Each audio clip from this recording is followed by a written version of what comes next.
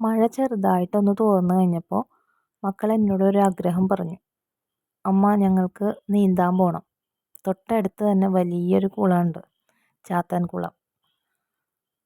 നല്ല ആഴമുള്ള, നല്ല വലിപ്പമുള്ള വലിയൊരു കുളം.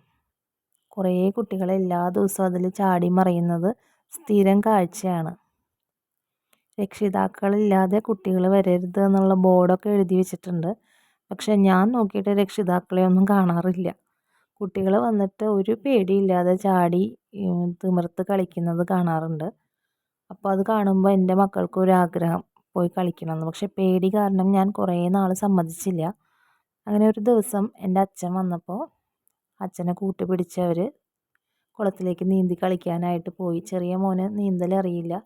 അപ്പോൾ തോർത്തുമുണ്ടിൽ തൂക്കി പിടിച്ചിട്ട് അച്ഛൻ ആ സ്റ്റെപ്പിലൂടെ അങ്ങോട്ടും ഇങ്ങോട്ടും നടക്കുകയാണ്. അവൻ ആഞ്ഞ് തുഴയുന്നുണ്ട്, ചേച്ചിമാരും ചേട്ടന്മാരൊക്കെ കാണിക്കുന്ന പോലെ. ചെറിയ മോനാണ് കൂടുതൽ എക്സൈറ്റഡ്. പാറുക്കുട്ടി ഉണ്ട്, പാറുക്കുട്ടിയാണ് ഷൂട്ട് ചെയ്യുന്നത്. പക്ഷെ ആ കുട്ടി വെള്ളത്തിലേക്കൊന്നും ഇറങ്ങില്ല, പേടിയാണ്.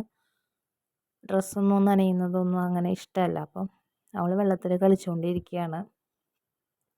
ഇതിൻ്റെ ഒരു ലോങ് ഷോട്ട് എടുക്കണം എന്നുണ്ടായിരുന്നു. പക്ഷെ സൈഡിലുള്ള റോട്ടിൽ കൂടെ വലിയ വലിയ വണ്ടികൾ പോകുന്നതുകൊണ്ട് നമുക്ക് ക്യാമറയും കൊണ്ട് ദൂരേക്ക് പോകാൻ പറ്റിയില്ല.